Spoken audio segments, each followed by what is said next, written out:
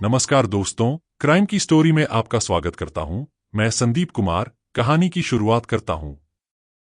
23 वर्षीय तिलबती और चंद्रा राउत का प्यार दिन ब दिन बढ़ता जा रहा था। इसी दौरान तिलबती की 31 टुकड़ों में कटी लाश बरामद हुई। आखिर किसने और क्यों दी उसको खौफनाक मौत? पुलिस टीम जब उस जंगल में पहुंची तब तक वहां पर ग्रामीणों की भारी भीड़ जमा हो चुकी थी। पुलिस ने जब गड्ढे की खुदाई कराई तो वहां का मंजर देखकर सभी के दिल दहल उठे थे। एक युवती की लाश के पूरे 31 टुकड़े कर हत्यारे ने जमीन में दफन कर रखे थे। जब लाश के टुकड़ों को गड्ढे से बाहर निकाला गया तो वह टुकड़े पिछले 3 दिनों से लापता तिलबती के निकले। लाश की सूचना मिलते ही पुलिस ने तिलबती के घर वालों को घटनास्थल पर बुलवा लिया। घर वालों ने लाश की शिनाख्त लापता तिलबती के रूप में कर दी। पुलिस अब आगे की जांच में जुट गई थी। शाम का धुंधलका चारों तरफ घिर आया था। अंधेरा घिरते ही गांव के सभी लोग अपने अपने घरों को रोजमर्रा की भांति लौटने लगे थे। गांव के अन्य लोगों की तरह लुदुराम गोंड भी अपने खेत से काम निपटाकर अपने घर पहुंच गया था। जब वह अपने घर पहुंचा तो उसने देखा कि उसकी पत्नी मृदुला कुछ परेशान सी दिखाई दे रही थी। पत्नी के माथे पर उसे चिंता की लकीरें साफ साफ नजर आ रही थीं। यह सब देखकर लुदुराम का चौंकना स्वाभाविक था। अरे मृदुला, क्या बात है? आज तुम कुछ परेशान सी दिखाई दे रही हो, लुदुराम ने पत्नी से पूछा। अब मैं परेशान न हूं तो क्या करूं? अरे हमारे घर में एक बहुत परेशानी वाली बात जो हो गई है, मृदुला ने चिंता भरे स्वर में कहा। जरा मुझे भी तो बताओ, आखिर बात क्या है? लुदुराम ने पूछा। तुम्हारी लाडली बेटी तिलबती सुबह 10 बजे से घर से निकली हुई है। अब शाम के 6 बज गए हैं, लेकिन अभी तक लौटकर घर नहीं आई है, मृदुला ने कहा। अगर वह अभी तक घर नहीं लौटी है तो बेटे माधव से पता करा सकती थी न तुम? लुदुराम बोला। माधव शाम को 5 बजे से अपनी छोटी तिलबती को इधर उधर ढूंढने में ही तो लगा हुआ है, मगर तिलबती का अब तक कहीं भी कोई पता नहीं चला, मृदुला ने चिंतित होते हुए कहा। पत्नी मृदुला की बात सुनकर लुदुराम भी एकदम चिंता में पड़ गया था। तिलबती 23 वर्ष उसके जिगर का टुकड़ा थी, जिसे वह अपने सभी बच्चों से ज्यादा प्यार करता था। देखो मृदुला, तुम घबराओ मत।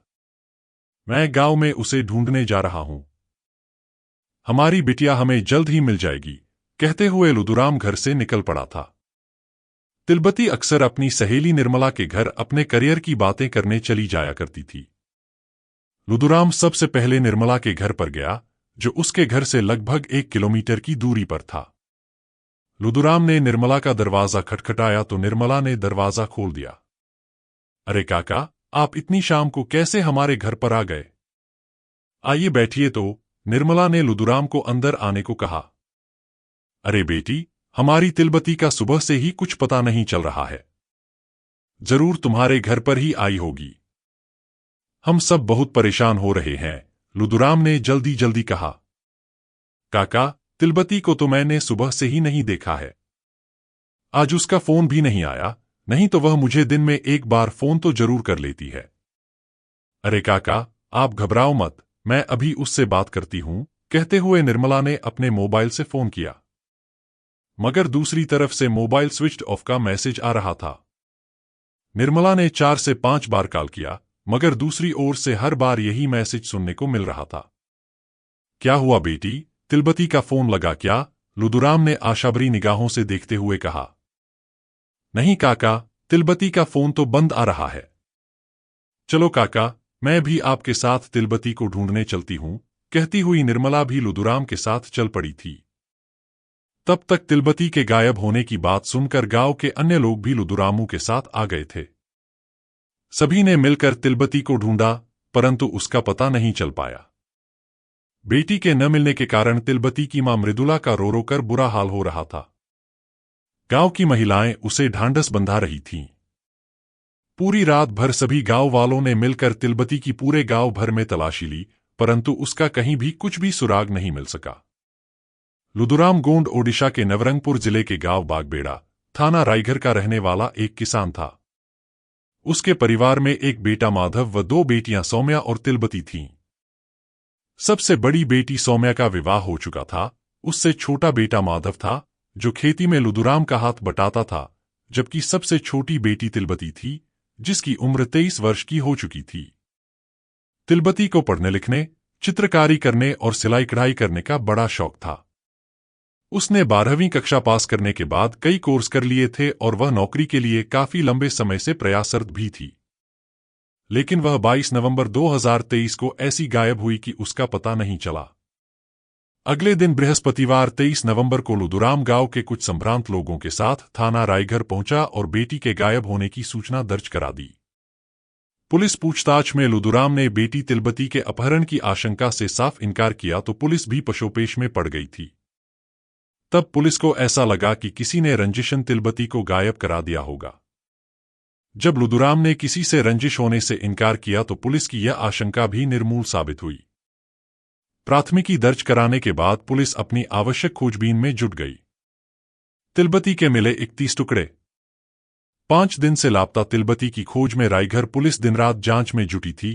तभी एक मुखबिर ने एसडीपीओ आदित्य सेन को एक गुप्त सूचना देते हुए कहा, हुजूर, मुरुमडीही गांव के पास स्थित जंगल में एक गड्ढे के अंदर से किसी का हाथ बाहर दिखाई दे रहा है। शायद किसी जंगली जानवर ने इंसान की लाश को खाने की वजह से खोद डाला। वहां पर गांव वाले भी इकट्ठा हो गए हैं। मामला काफी गंभीर लग रहा है। यह सूचना सुनकर एसडीपीओ आदित्य सेन तुरंत अपनी पुलिस टीम व फोरेंसिक टीम को लेकर घटनास्थल की ओर चल पड़े। पुलिस जंगल में पहुंची तो वहां भारी संख्या में लोग जमा थे। पुलिस ने जब गड्ढा खुदवाया तो उसमें एक युवती की 31 टुकड़ों में कटी लाश मिली। लाश की शिनाख्त 23 वर्षीय तिलबती के रूप में हुई। लाश के टुकड़े देखकर गांव के लोग आक्रोशित हो गए और वह पुलिस के खिलाफ नारेबाजी करने लगे। आखिर किसने की तिलबती की हत्या? सचमुच में प्यार एक ऐसा एहसास है जिसे समझ पाना बड़ा ही मुश्किल होता है। प्यार एक ऐसा एहसास होता है जिसमें किसी के प्रति हर दिन बहुत ही लगाव बढ़ने लगता है। जो भी इस अनोखे प्यार में अपने आप को डाल देता है वह पहले से ज्यादा खुश और खूबसूरत हो जाता है। ऐसा ही कुछ तिलबती के साथ भी हुआ। तिलबती एक दिन बाजार जाने के लिए बस का इंतजार कर रही थी। तभी एक युवक बाइक लेकर उसके पास आकर रुक गया। दोनों की नजरें मिली तो युवक ने तिलबती से कहा, मुझे लगता है कि आप शायद मार्केट की तरफ जा रही हैं। अभी करीब 1 घंटे तक यहां बस आने की कोई उम्मीद नहीं है। मैं मार्केट की तरफ ही जा रहा हूं। अगर आप चाहें तो मैं आपको वहां ड्रॉप कर दूंगा। ये कौन सी बात हुई कि जान न पहचान, मैं तेरा मेहमान। मैं तो आपको जानती तक नहीं हूं, तिलबती ने गुस्से से कहा। देखिए जी, मैं रोज इसी जगह से निकलता हूं, आपको देखता हूं। आज एक बस का एक्सीडेंट हो गया है, इसलिए बाकी बसें उसी जगह पर खड़ी हैं। पब्लिक ने बवाल करके रख दिया है वहां पर। वैसे मैं तो आपकी मदद ही करना चाहता था, मगर आप तो मुझ पर गुस्सा करने लगी हैं, युवक ने बुरा सा मुंह बनाते हुए कहा। अरे आप तो बड़े अजीब इंसान हैं, इतनी जल्दी नाराज हो गए, तिलबती ने मुस्कुराते हुए कहा। आपने बात ही ऐसी की थी कि मेरा नाराज होना स्वाभाविक था। चलना है तो बताओ, मुझे देर हो रही है, युवक ने अपनी बाइक स्टार्ट करते हुए कहा। आप कम से कम अपना नाम तो बता दीजिए जनाब, तिलबती ने कहा। मेरा नाम चंद्रा राउत है, मैं मुरुमडीही गांव का रहने वाला हूं और खेती किसानी करता हूं, युवक ने अपना परिचय देते हुए कहा। अरे वाह, आपका नाम तो बहुत ही सुंदर है। मेरा नाम। तिलबती अपनी बात भी पूरी नहीं कर सकी, तभी चंद्रा राउत बोल पड़ा, मैं तुम्हारे बारे में बहुत कुछ जानता हूं। तुम्हारा नाम तिलबती गोंड, पिता का नाम लुदुराम गोंड, गांव बागबेड़ा। यही है न? चंद्रा राउत ने मुस्कुराते हुए कहा। अरे, तुम्हें तो मेरे बारे में सब कुछ पता है, इसलिए मैं अब आपके साथ चल सकती हूं, तिलबती ने चंद्रा की बाइक पर बैठते हुए कहा। उस दिन के बाद से दोनों में दोस्ती हो गई थी। चंद्रा राउत रोज रोज बाइक से तिलबती को पास के कस्बे में ले जाने लगा था। उन दिनों तिलबती पास के कस्बे से सिलाई का कोर्स कर रही थी। उसके अलावा तिलबती नौकरी के लिए ऑनलाइन आवेदन भी करती रहती थी, जिसमें चंद्रा राउत अब तिलबती की मदद करता रहता था। अब तिलबती चंद्रा राउत के साथ फिल्म देखने भी जाने लगी थी। इस दौरान तिलबती यह महसूस करने लगी थी कि बातचीत करने के दौरान चंद्रा राउत उसके नजदीक आने की काफी कोशिश करता है। चंद्रा राउत की बातें भी बड़ी मजेदार होती थीं। अब तिलबती को भी लगने लगा था कि वह चंद्रा के प्रति आकर्षित होती जा रही है। एक दिन चंद्रा राउत ने तिलबती से कहा, तिलबती, एकांत में तुमसे कुछ बात करना चाहता था। तिलबती ने सोचा कि कुछ बात करना चाहता होगा, इसलिए उसने हामी भर दी। यह चंद्रा राउत की एक चाल थी। उसने कस्बे के एक होटल में एक कमरा पहले से बुक करा रखा था। चंद्रा उसे उस कमरे में ले गया। ये तुम मुझे अकेले में कहां पर लेकर आ गए हो चंद्रा? तिलबती ने पूछा। तिलबती, मैं तुमसे बेइंतहा मोहब्बत करने लगा हूं, चंद्रा ने होटल के कमरे में उसे बाहों में भरते हुए कहा। अरे, ये तुम क्या कर रहे हो? तुम्हें पता है न कि मैं एक कुंवारी लड़की हूं। कहीं कुछ ऊंच नीच हो गई तो मैं कहीं भी मुंह दिखाने लायक नहीं रहूंगी। तिलबती अपने आप को चंद्रा की बाहों से छुड़ाते हुए बोली। देखो तिलबती, मेरी मोहब्बत के दिल को देखो, वह तुम्हारे लिए कितना तड़प रहा है। मैं तुमसे प्यार करता हूं, तुमसे मैं बाकायदा सबके सामने विवाह करूंगा। मेरे पास धन दौलत की बिल्कुल भी कमी नहीं है। मैं तुम्हें सदा अपने दिल की रानी बनाकर रखूंगा। कहते हुए चंद्रा ने तिलबती को एक बार फिर अपनी बाहों में जकड़ लिया और उसके होंठों पर अपने होंठ रख दिए। तिलबती को लगा कि जब उसका प्रेमी उसको जिंदगी भर के लिए अपनाने को तैयार है और अब वह भी उसको प्यार करने लगी है, तो उसे लगा कि सब कुछ अब उसके कंट्रोल से बाहर होता जा रहा है। उस दिन की तन्हाई में चंद्रा राउत ने आखिरकार उस दिन अपनी हसरतें पूरी कर ही ली। उस दिन के बाद से उन दोनों के बीच अवैध संबंध स्थापित हो गए। इसके बाद तो उनकी दुनिया ही बदल गई थी। सहेली से पता चला प्रेमी का राज। एक दिन तिलबती चंद्रा राउत से मिलकर आ रही थी, तभी उसकी सहेली निर्मला ने उसे रोक लिया।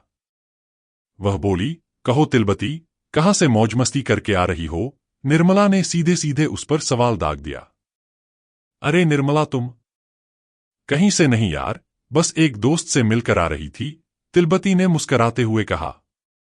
देखो तिलबती, हम दोनों बचपन से एक साथ पले बड़े, एक साथ स्कूल में भी पढ़े हैं। तुम तो अब एकदम बदल ही गई हो। सचमुच मुझे तुमसे ऐसी उम्मीद बिल्कुल भी नहीं थी। पहले तो तुम मुझे रोज मिला करती थी, अपनी सारी बातें मुझे सिलसिलेवार बताया करती थी, मगर पिछले कुछ महीनों से तुम मुझसे बहुत कुछ छिपाने लगी हो। निर्मला ने उसे अपने कमरे में बुला लिया था। निर्मला, ऐसी बात तो नहीं है। बस मैं प्यार में इतनी मदहोश हो गई थी कि सचमुच तुम्हें भी भूल गई थी। मुझे माफ कर देना प्लीज। कहते हुए तिलबती ने निर्मला के दोनों हाथ पकड़ लिए थे। तिलबती, तुम इतनी समझदार होकर भी ऐसे कैसे बहक सकती हो? तुम्हारे घर वाले तुम्हें इतना प्यार करते हैं, उन्होंने तुम्हें इतनी छूट दे रखी है, तो इसका मतलब तो यह नहीं कि तुम उन सबको खुलेआम धोखा दे डालो। निर्मला ने उसकी आंखों में आंखें डालते हुए कहा। साफ साफ बताओ निर्मला, आखिर तुम कहना क्या चाहती हो? तिलबती ने गुस्से से कहा। तो सुनो, तुम पिछले 2 सालों से चंद्रा राउत के प्यार में पड़ी हो और यह बात अब मुझे पता चली, निर्मला ने कहा। अरे यार निर्मला, प्यार करना गुनाह है क्या? वैसे मैं तुम्हें बताने ही वाली थी, मगर इतनी ज्यादा व्यस्त थी कि तुमसे बात करने का मौका ही नहीं मिल सका, तिलबती बोली। निर्मला ने कहा, तुम्हें फुर्सत कहाँ है तिलबती? दिन रात चंद्रा के साथ गुलछर्रे उड़ाने से तुम्हें समय कहाँ मिल पाता है? अब तो पानी सिर के ऊपर आ गया है। तुम इतनी बेवकूफ होगी, मुझे ऐसा बिल्कुल भी नहीं लगता था तिलबती। निर्मला, प्यार करना अगर बेवकूफी है तो हां, मैं हूं बेवकूफ। बस और भी कुछ कहना है तुम्हें तो कहो, मैं अपने घर जा रही हूं। तिलबती अब उठकर खड़ी हो गई थी। जरा ये तो सुनकर जाओ कि जिससे तुम पिछले 2 सालों से बेइंतहा प्यार कर रही हो, वह शादीशुदा है। निर्मला ने जब यह बात कही तो तिलबती चौंक गई। तुम यह कैसे जानती हो? और चंद्रा राउत के बारे में तुम्हें क्या क्या पता है? सब कुछ कह दो, तिलबती बोली। चंद्रा राउत हमारी दूर की रिश्तेदारी में आता है। मुझे तो यह बात कल ही पता चली कि तुम और चंद्रा एक दूसरे से प्यार करते हो। मैंने सोचा चंद्रा तो एक मर्द होकर भूल कर सकता है, मगर तुम तो एक लड़की हो। भला इतनी बड़ी भूल कैसे कर सकती हो? आगे सुनो, चंद्रा की पत्नी का नाम सिया राउत है और उसके 5 बच्चे भी हैं। बस बस आगे तुम कुछ मत कहो निर्मला। चंद्रा का घर मुरुमडीही में कहां पर है? तिलबती ने पूछा। चंद्रा राउत का गांव में आखिरी घर है और वहां से जंगल का इलाका शुरू हो जाता है। निर्मला और कुछ भी कहना चाहती थी, परंतु तिलबती यह सुनते ही अपने घर की ओर चल पड़ी थी। प्रेमी की पत्नी हुई हत्या में शामिल। चंद्रा के बारे में यह जानकारी पाकर उस पूरी रात तिलबती सो न सकी थी। चंद्रा राउत अपने प्रेम के जाल में फंसाकर उसका शारीरिक शोषण कर रहा था। यह बात बार बार तिलबती के दिल को कचोट रही थी। उसने फैसला कर लिया था कि वह चंद्रा राउत से मिलकर उसे सबक जरूर सिखाएगी, ताकि वह किसी दूसरी लड़की के साथ ऐसा घिनौना काम न कर सके। प्रेमी से मिलने 10 किलोमीटर पैदल चली थी तिलबती, जहां पर मिली मौत की सौगात। रात तो किसी तरह तिलबती ने गुजार दी, मगर सुबह सुबह किसी से मिलने का बहाना बनाकर वह पैदल ही घर से निकल गई। प्रेम प्रसंग के चलते तिलबती कई बार चंद्रा राउत से शादी की जिद भी कर चुकी थी, लेकिन हर बार कोई न कोई बहाना बनाकर चंद्रा शादी करने से मना कर देता था। उस दिन तिलबती आर या पार का फैसला अपने मन में बनाकर अपने प्रेमी से मिलने उसके घर पहुंच गई। वहां पहुंचते ही उसने चंद्रा राउत के ऊपर गालियों की बौछार कर दी थी। चंद्रा राउत की पत्नी सिया राउत पहले कुछ नहीं समझी, परंतु जब सारी बात उसकी समझ में आई तो उसने अपने पति से तिलबती को घर के भीतर बुलाने को कहा। चंद्रा राउत भी किसी न किसी तरह तिलबती से अपना पीछा छुड़ाना चाहता था। उधर दूसरी तरफ सिया भी अपने और अपने 5 बच्चों के भविष्य को लेकर चिंता में पड़ गई थी, इसलिए दोनों ने आंखों ही आंखों में एक खतरनाक फैसला कर लिया। उन्होंने तिलबती को अपने रास्ते से हमेशा हमेशा के लिए हटाने की बात तय कर ली। प्लान के मुताबिक चंद्रा राउत ने तिलबती को अंदर आकर बात करने के लिए समझाया और कहा, तिलबती, तुम घर के भीतर तो चलो, यहां बाहर चिल्लाकर इस समस्या का हल होने वाला नहीं है। मेरी पत्नी सिया भी एक समझदार औरत है, हम तीनों आपस में बैठकर इस समस्या का कोई न कोई हल अवश्य निकाल लेंगे। तिलबती प्रेमी चंद्रा राउत की बातों में आकर उसके साथ कमरे में चली गई। जैसे ही तिलबती घर के भीतर घुसी, सिया राउत ने घर का दरवाजा बंद करके चिटकनी और कुंडा लगा दिया। दोनों ने मिलकर पहले तिलबती से जमकर मारपीट की। जब तिलबती घायल हो गई तो दोनों ने मिलकर उसकी गला दबाकर हत्या कर दी। हत्यारे यही नहीं रुके, उन्होंने मीट काटने वाले चापड़ से तिलबती की लाश के पूरे 31 टुकड़े कर दिए। उसके बाद उन्होंने अंधेरा होने का इंतजार किया और फिर अंधेरा होने पर लाश जंगल में ले गए। जंगल में गड्ढा खोदकर तिलबती की लाश के टुकड़े दफन कर दिए। उन्होंने लाश के टुकड़ों के ऊपर नमक डाल दिया था ताकि वह जल्दी गल जाए। चंद्रा राउत और उसकी पत्नी सिया राउत ने सोचा कि तिलबती को गांव में आते किसी ने देखा भी नहीं होगा। उसकी लाश उन्होंने नमक डालकर दफन कर दी, इसलिए उनका राज हमेशा हमेशा के लिए दफन होकर रह जाएगा। मगर ऐसा न हो सका। अपराध चाहे कैसा भी क्यों न हो, कितनी ही चतुराई से क्यों न किया गया हो, उसका पर्दाफाश हो ही जाता है। तिलबती मर्डर केस में भी ऐसा ही हुआ। रात को जंगली जानवरों ने गड्ढे को खोद दिया, जिसमें से तिलबती का हाथ बाहर आ गया, जिसे गांव के एक युवक ने देख लिया और पुलिस को खबर कर दी। इस घटना के बाद ग्रामीणों में काफी रोष था। उन्होंने दोनों आरोपियों के लिए फांसी का मांग की थी। एक युवती को प्यार करने की कीमत अपनी जान देकर चुकानी पड़ी। उसे ऐसी दर्दनाक मौत दी गई कि जिसे सुनकर रोंगटे खड़े हो जाएं। युवती का कसूर सिर्फ इतना ही था कि वह जिस शख्स से प्यार करती थी, उसके साथ अपनी सारी जिंदगी गुजारना चाहती थी, लेकिन वह पहले से ही शादीशुदा था। बावजूद इसके उस कातिल प्रेमी ने उसे अपने प्यार के जाल में फंसाया, जिसका अंजाम युवती को अपनी जान देकर भुगतना पड़ा। कथा लिखी जाने तक रायघर गांव पुलिस ने इस संबंध में आईपीसी की धारा 302, 201 के तहत रिपोर्ट दर्ज कर दोनों आरोपियों चंद्रा राउत और उसकी पत्नी सिया राउत को गिरफ्तार कर जेल भेज दिया था। इस दर्दनाक घटना ने पूरे गांव को हिलाकर रख दिया था। तिलबती की मौत ने एक बार फिर साबित कर दिया कि प्यार में धोखा और बेवफाई का अंजाम कितना भयानक हो सकता है। गांव वालों ने तिलबती के परिवार के साथ अपनी संवेदना व्यक्त की और न्याय की मांग को बुलंद किया। आप सबसे निवेदन है कि इस कहानी को जितना हो सके साझा करें, ताकि ऐसी घटनाएं दोबारा न हो सकें और सभी को सतर्क रहने की प्रेरणा मिल सके। धन्यवाद।